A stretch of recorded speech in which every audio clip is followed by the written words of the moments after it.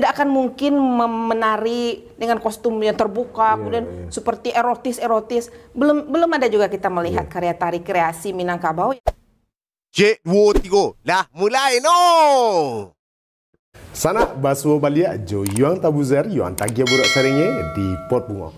Hari ke sana yuang sama ibu nan kami di Sabala, Ibu Dr. Susasrita Lorafianti SSN MSN.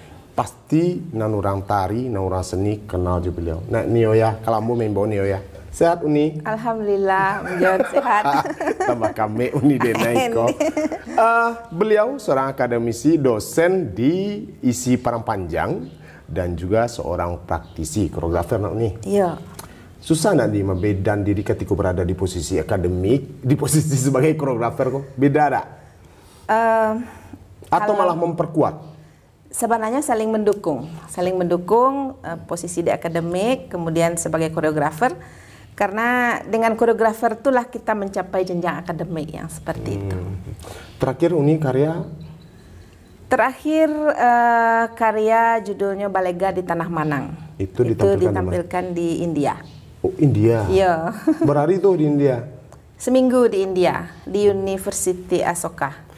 Sana, jadi sebenarnya Yuang lama request ke beliau untuk jadi penari beliau, tapi entah bilo-bilo sana. Pak tunggu bisa ya sana ya? Ada masuk. Ada masanya. Ini cerita tentang Balega di Tanah Manang sebelum bahas lain. Cerita nih tentang apa itu tari itu? Balega di Tanah Manang tuh lebih kepada peranan posisi perempuan Minangkabau yang berada di Minangkabau. Sebenarnya balega itu adalah perputaran atau pergerakan, aktivitas sebenarnya, aktivitas laku perempuan Minang. Nah, tapi aku di Tanah Manang itu adalah ranah Minangkabau. Ranah Minangkabau. Jadi di karya itu bercerita tentang perempuan, karena memang beberapa karya memang selalu mencoba untuk mencari inspirasinya dari perempuan Minangkabau. Itu apakah inspirasi itu karena Uni sosok perempuan, maka harus menggali itu, atau bau Uni mencari kondisi perempuan di Minangkabau? Kalau dalam konteks pemikiran Uni yang Uni tawarkan dalam tari gitu. Sebenarnya kalau perempuan Minangko sebenarnya sudah lama ya mengangkat karya-karya yang memang berangkat dari perempuan Minang. Bermacam-macam persoalan yang terjadi di Minangkabau tentang perempuan. Ada yang baik, ada yang buruknya juga, ada yang bagusnya, ada yang hebatnya. Karena kenapa? Karena satu-satunya di Indonesia ini yang menganut sistem matrilineal kan Minangkabau. Jadi kita cukup bangga sebenarnya menjadi perempuan Minangkabau. Nah, itu yang menjadi inspirasi sebenarnya, yang mendorong. Karena kita perempuan, jadi pengalaman perempuan sebagai perempuan Minang itu yang sering lahir ke dalam karya-karya tari. Jadi memang inspirasi karya itu paling baik adalah dari diri kita dari diri sendiri. Mana yang paling menyentuh dengan diri kita, yang paling dekat dengan diri kita. Sana Yuang harus mau tahu tak Yuang kalau bertanya juga beliau sana sebab beliau orang yang sangat cerdas di mata Yuang dan Dasisio sebentar lagi akan jadi guru besar di ISI Parangpanjang. Amin. Nah, karena ini orang tari, kita akan berbicara masalah tari ini. Apa pandangan Uni terhadap perkembangan tari di Sumatera Barat? Ada yang namanya icaan, tari di Sumatera Barat kini kok perkembanganlah tercerabut dari akar-akarnya, gitu kan? Muncul sanggar-sanggar yang lebih mengutamakan nilai entertainnya daripada nan silek lailang, lenggok, namanya labiah di atas panggung gitu. Tanggapan Uni terhadap itu? Kalau perkembangan tari di Minangkabau, sebenarnya seni ini kan mengikuti perkembangan zaman. Bukan berarti tari-tari yang diciptakan oleh generasi saat ini itu terlepas dari Minangkabau, nilai-nilai Minangkabau. Tetapi dia berkembang, dia selalu berkembang dan memang dituntut untuk berkembang. Kalau tidak berkembang, tidak kreasi namanya, tidak berkembang. Akan menjadi tradisi, yang tradisi itu memang tidak bisa dirubah-rubah, yang akan terus berkembang seperti itu turun-temurun. Nah, meskipun akan berubah tergantung nanti waktu juga yang membuat dia berubah. Tetapi kalau karya-karya tari, kita tidak bisa memungkiri sebenarnya di event-event internasional, di level-level nasional juga, seperti contohnya FLSN ya yang diciptakan oleh para koreografer muda. Itu kan Minangkabau sebagai basis sering mendapat di event-event nasional juga. Bukan berarti kita tidak mengikuti perkembangan. justru dengan apa yang diciptakan oleh generasi-generasi itu berarti sesuai dengan zamannya saat ini. Berarti kita sepakat bahwa sebetulnya tidak tercerabutnya dari akar. Tidak tercerabut. Tapi malahnya berkembang. Malah dia akan berkembang ya karena pengaruh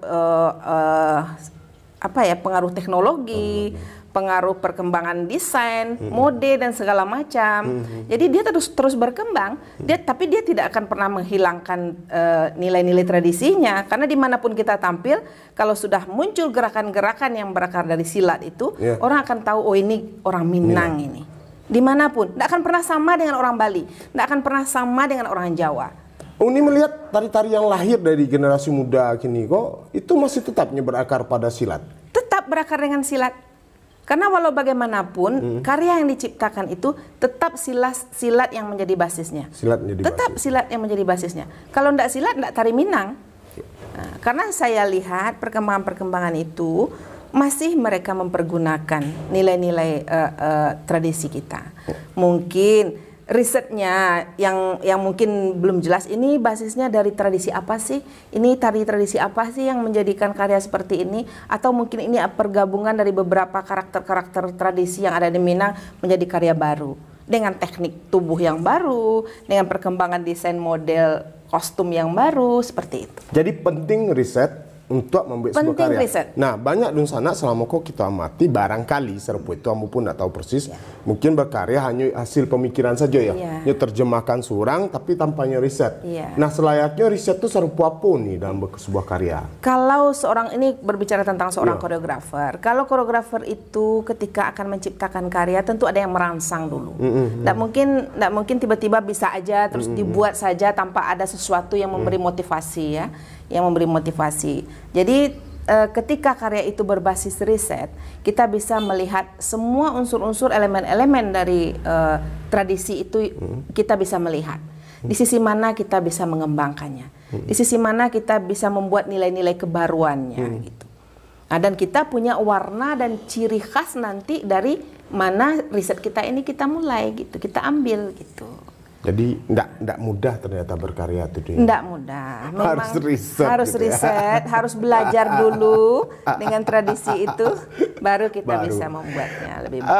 Ada yang menarik nih, Sumatera Barat baru beberapa tahun belakang ada istilah di dalam tari yang digunakan sumbang dua baleh. Artinya sumbang dua baleh kok kalau menggari mengangkang kaki nak uliah kece kan, apalagi padusi. Batang apa nih terhadap teori sumbang dua baleh dalam tari? Kalau menurut Uni, Om Jon ya, kalau sumbang do baleh ini biasanya dipergunakan sebagai aturan atau mungkin etika-etika atau norma yang harus dipatuhi oleh seorang perempuan di Minangkabau. Itu lebih kepada sifat dan laku kehidupan perempuan. Di Minangkabau. Jadi kita walau bagaimanapun kita sebagai perempuan Minang, jadi kalau dapat kita memang mengacu kepada sumbang do baleh itu ya, baik cara bertingkah laku, cara berteman, cara bermain atau bersendagurau atau bersosialisasi, karena kita harus menempatkan posisi perempuan itu sebagaimana yang diminta di dalam sumbang do baleh itu. Tapi ketika kita membawakannya ke dalam sebuah karya tari, kalau kita berasal dari silat sebagai basis karya kita, itu mungkin akan sedikit mendobrak sumbang do baleh itu. Karena karakter silat itu lebih kepada keleluasaan terhadap tubuh, terhadap ketubuhan. Nah, karena silat itu menggunakan gerakan-gerakan yang juga sering terbuka, kakinya dibuka, tangannya dibuka, kemudian ada hal-hal yang membuat yang sebenarnya tabu mungkin dilakukan oleh perempuan, membuka kaki yang besar, kemudian menghadang, menyepak, menghantam dan segala macam. Tetapi kalau itu dalam seni tari sebagai sebuah basis karya, tentu walau bagaimanapun kita tidak lagi memakai sumbang do baleh ini sebenarnya di dalam karya itu gitu. Karena ini tuntutan dari ketubuhan. Karena tari itu adalah ekspresi jiwa yang dilahirkan melalui tubuh. Tubuh inilah yang kita eksplor terus. Apa motifnya, bentuk geraknya, segala macam, dan simbol-simbol apa yang akan kita sampaikan melalui tubuh ini. Jadi kalau kita diikat oleh perempuan tidak boleh mengangkang, perempuan tidak boleh begini. Ya, secara etika yang namanya Minangkabau, perempuan-perempuan Minang membuat karya atau para koreografer Minang menciptakan karya, secara otomatis etika itu pasti akan tetap dipegang. Tidak akan mungkin menari dengan kostum yang terbuka, kemudian seperti erotis.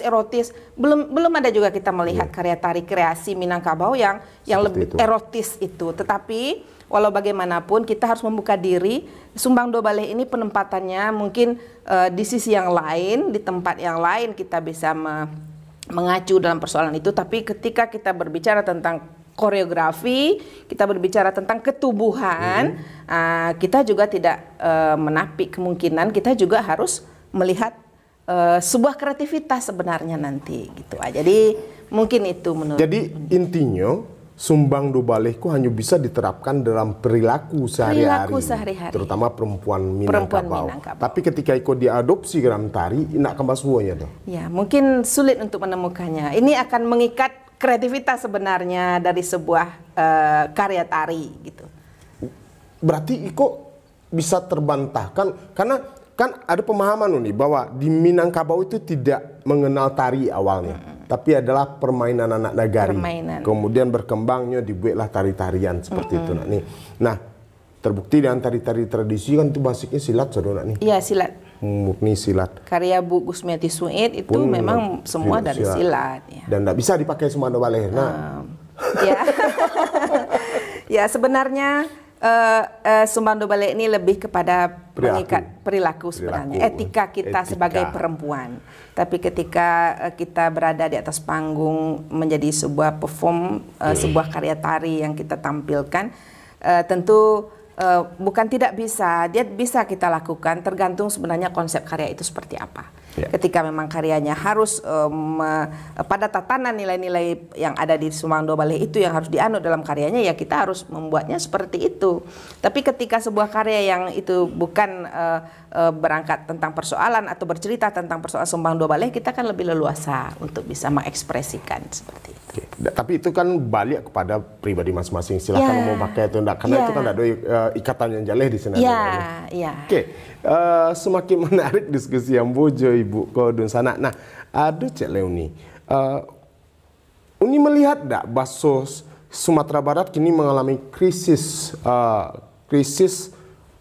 koreografer. Artinya tidak berkembangnya koreografer, tidak bermunculannya koreografer di Sumatera Barat.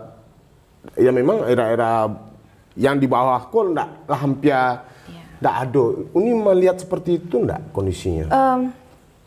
Sebenarnya bukan tidak bermunculan, ada sebenarnya. Hanya saja sekarang kita tidak punya ruang untuk mereka.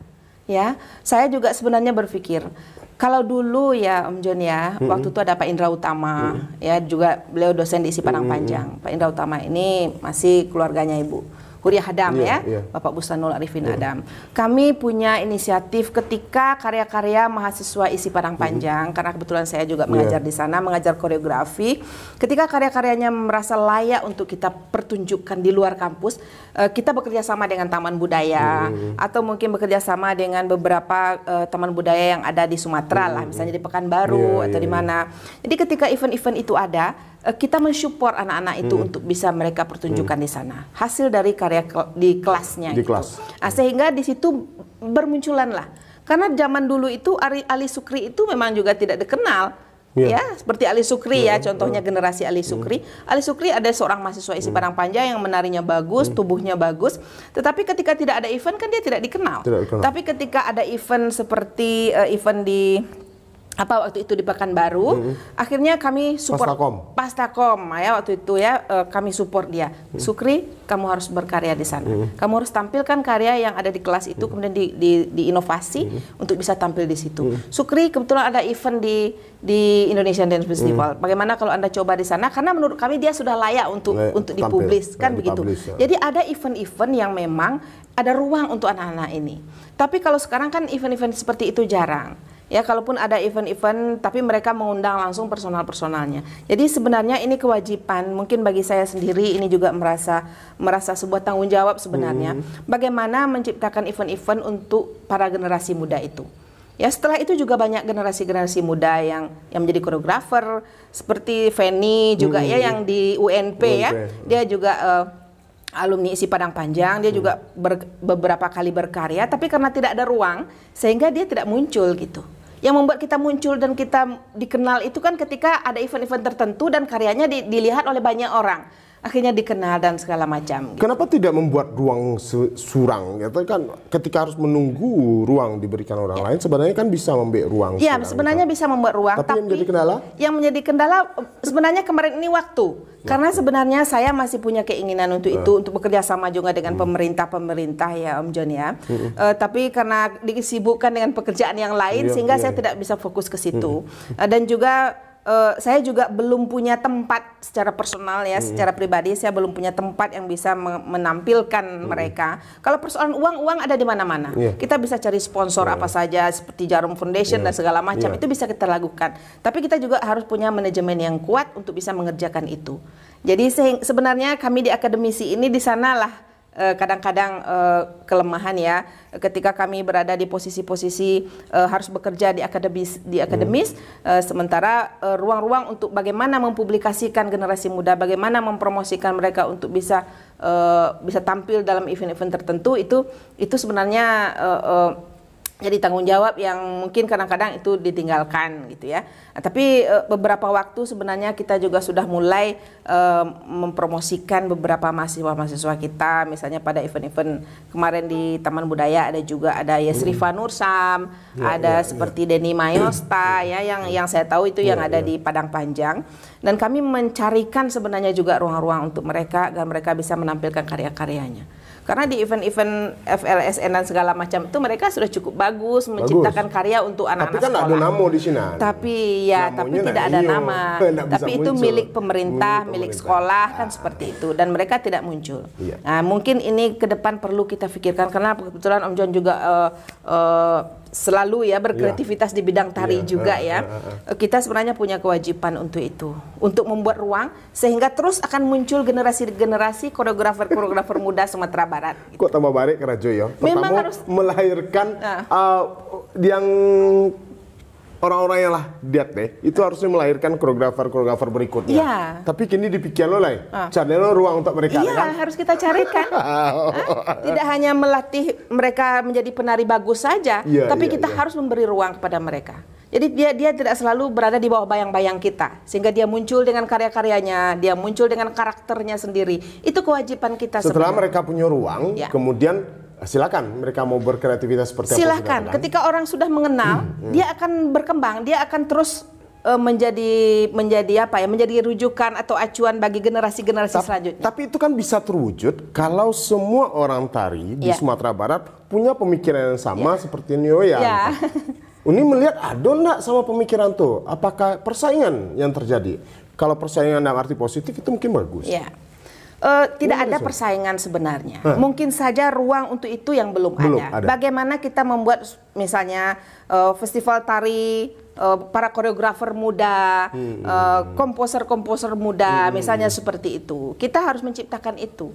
Ya, kita harus berbicara sebenarnya kepada dinas-dinas terkait untuk mereka bisa membuat event-event itu. Bukan sebenarnya berbeda dengan misalnya ada festival seni tradisi, itu kan beda lagi. Beda. Festival tari kreasi baru itu sebenarnya beda lagi. Tetapi ada ruang-ruang yang betul-betul ini akan melahirkan komposer-komposer atau koreografer-koreografer muda yang betul-betul ini memiliki nilai, warna, ciri khas seorang koreografer Minangkabau. Bau nih menanggapi dan kondisi COVID yang kini, kemudian muncullah digital, akhirnya banyak koreografer merekam karya-karyanya, kemudian tampil. Ini menanggapi kok apakah mereka tiba-tiba menjadi seniman-seniman instan atau memang tuntutannya seperti itu? Bau nih mana kondisi seperti itu?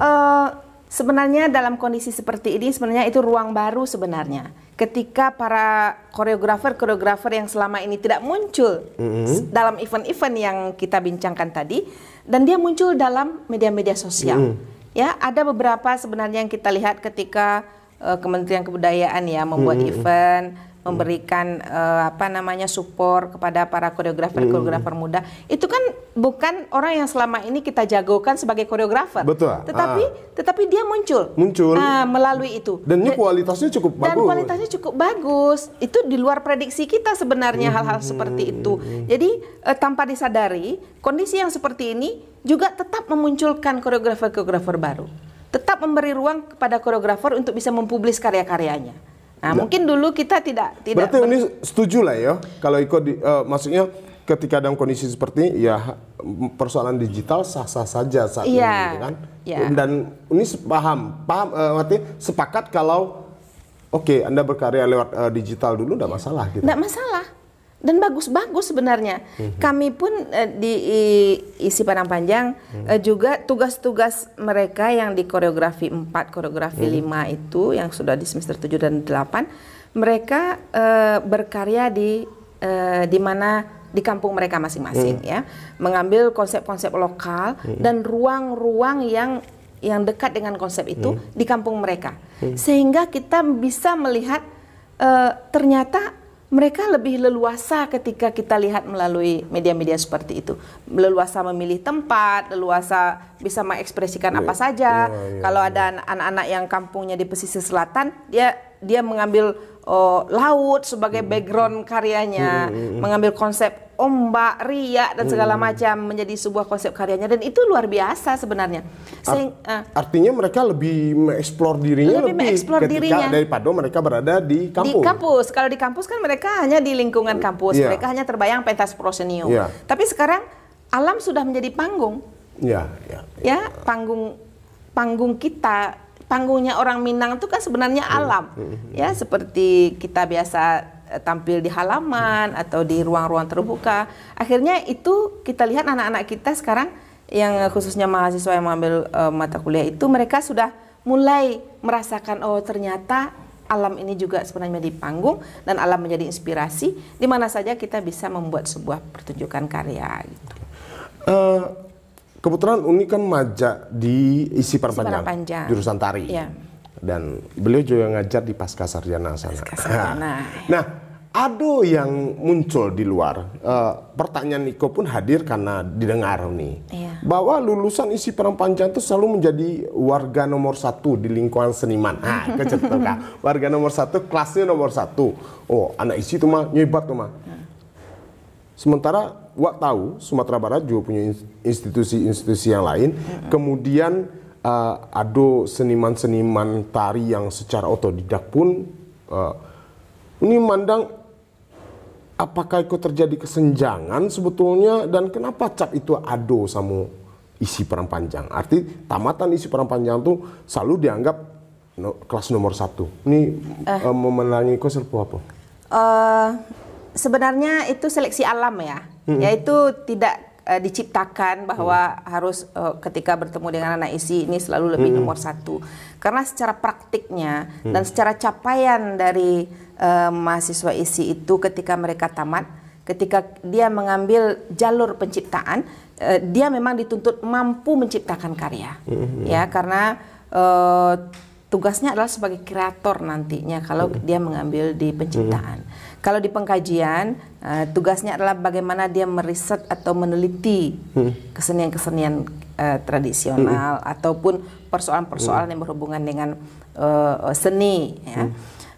Tapi ketika dia berada dalam ruang-ruang yang bertemu dengan teman-teman yang memang bukan alumni isi Padang Panjang, itu secara tidak langsung, kenapa demikian ya? Saya pikir itu mungkin dari dari tujuan pendidikan ya, capaian perkuliahan mungkin ya, tuntutan mereka, sehingga mereka lebih banyak waktu untuk betul-betul mengeksplor diri mereka di dalam peminatannya masing-masing. Kalau di tari itu memang menjadi koreografer dan menciptakan karya pada tugas akhir itu memang harus dilalui 5 tahapan koreografinya gitu.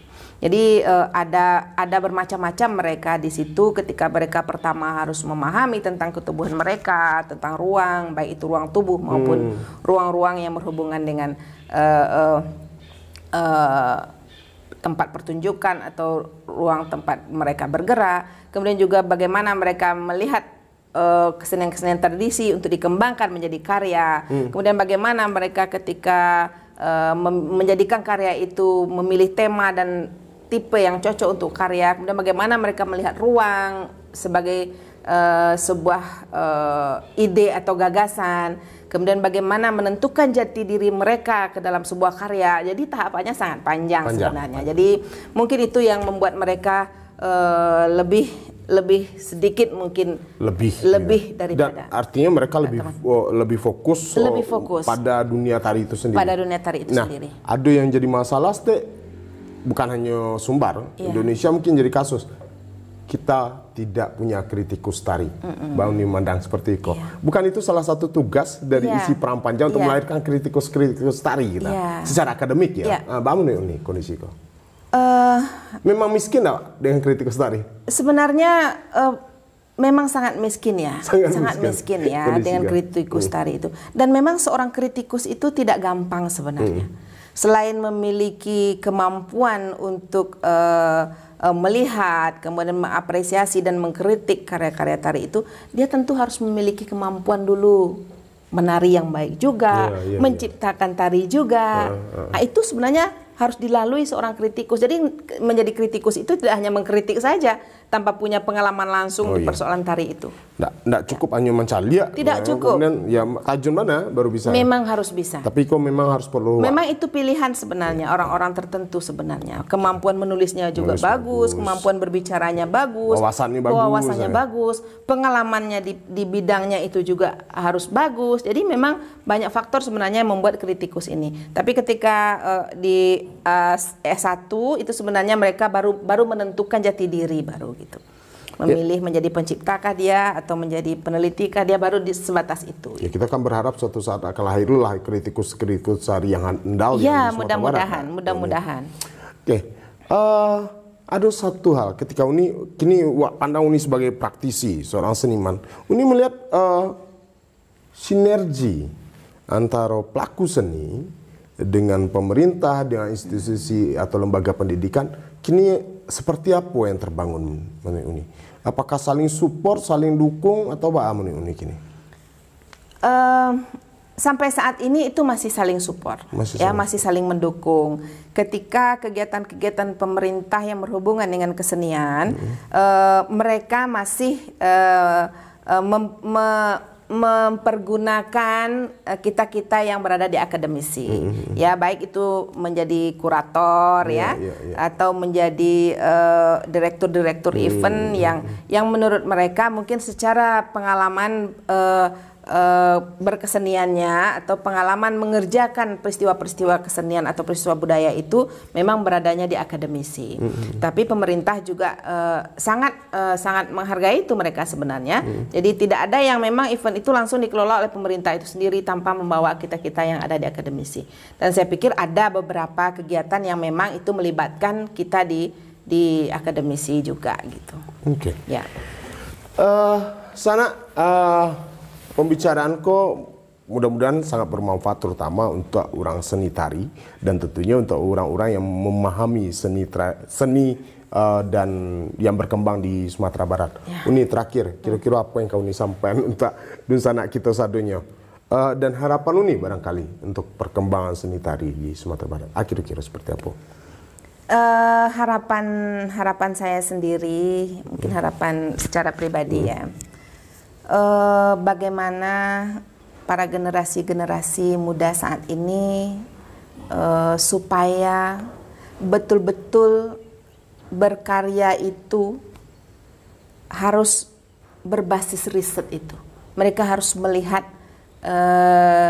ke alam itu sendiri, merasakan dulu kehidupan kebudayaan dan kesenian yang ada dalam lingkungan. Sebelum lanjut, sepertinya ini gelisah dengan persoalan riset kok. Apakah ini melihat memang banyak karya yang lahir tanpa riset? Ya, sangat banyak. Sehingga kenapa itu kita katakan dan kita melihat atau bermacam-macam diskusi yang membicarakan kok tari kini lah banyak selenggok pada gerak seperti itu ya. Itu karena mereka tidak riset. Ya, tapi ketika mereka riset, ketika mereka betul-betul belajar pada tradisi itu dulu, baru dia mengeksplornya di dalam studio, mengembangkan gerak-geraknya, dia tidak akan menghilangkan nilai-nilai itu. Dia akan muncul warna itu nanti di dalam karya kita. Jadi apapun karya yang akan kita ciptakan, riset itu penting. Ya, riset itu bukan berarti Pak ke seniman tradisi sebentar, Pak minta gerak ke dua, Pak, Bu minta gerak ke tiga, tidak begitu. Itu mencelok gerak, itu mencelok gerak. Itu minta gerak tiga. Pahami, pelajari. Pahami, pelajari nilai-nilainya, pelajari filosofinya, kemudian pelajari apa sih maksudnya dari tarian ini atau kesenian ini. Baru kita bisa mengimajinasikan, baru kita interpretasi, baru kita create lagi gitu. Itu tugas koreografer lah. Itu tugas koreografer sebenarnya. Jadi akan muncullah karya-karya yang betul-betul punya kualitas, punya identitas. Secara tidak langsung persoalan sumbang do balai, persoalan nilai, persoalan norma itu akan otomatis. Karena karya tari-tari tradisi Minangkabau itu sangat memegang itu sebenarnya gitu. Ya, kalau itu mungkin di kalangan akademisi bisa nih, tapi di kalangan seniman-seniman otodidak pasti akan berpikir ribet banget sih mbak tari itu harus riset. Langkah sederhana untuk koreografer pemula untuk melakukan riset itu seperti apa nih? Langkah sederhananya saja. Langkah sederhananya harus menyaksikan beberapa pertunjukan-pertunjukan tradisi. Itu yang langkah sederhananya. Berani nonton karya orang. Berani menonton karya orang. Nah, berani menonton karya orang, kemudian harus melihat pertunjukan-pertunjukan tradisional. Kalau kita orang Minang akan banyak kesenian tradisional kita yang harus kita apresiasi. Kemudian baru kita mulai melihat kira-kira apa sih yang akan saya lakukan ke depan, apa yang akan saya ciptakan. Dan dia tidak akan sama dengan orang itu yang sebelumnya dia lihat, kemudian pasti dia punya pemikiran lain, dia akan berkembang lagi. Tapi ketika dia tidak kuat basisnya, dia tidak kuat dasarnya untuk bisa bergerak ke depan, dan dia tidak akan bertahan lama juga gitu. Nah, itu.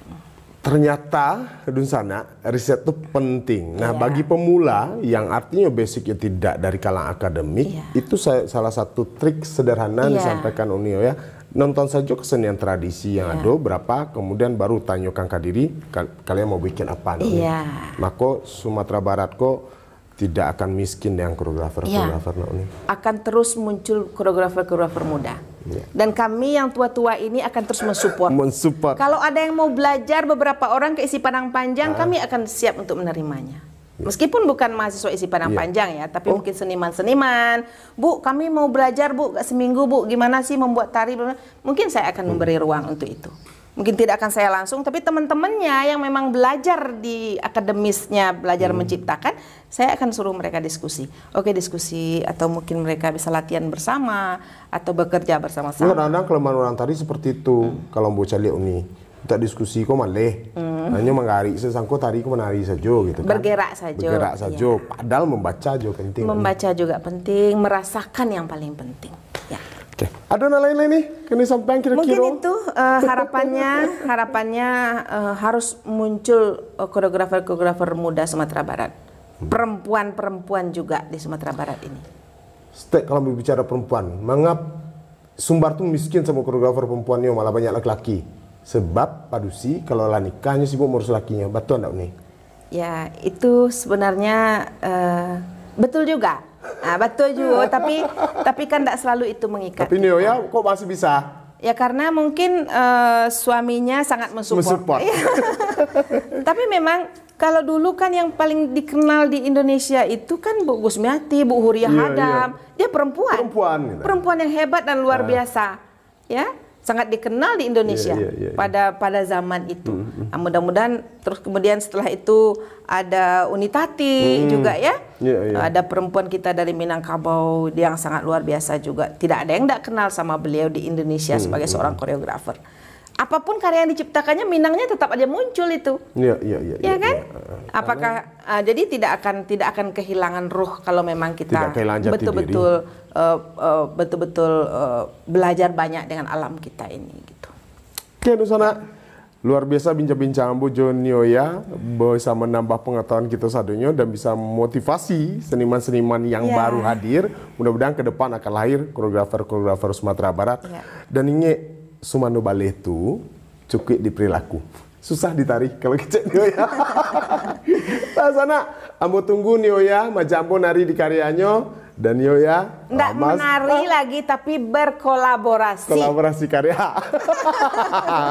Rasana lah masa di pot bungo uni denai nan cek kau. Wak tunggu dah lain lah. Cik 2 3 lah bisa nak lah no lebih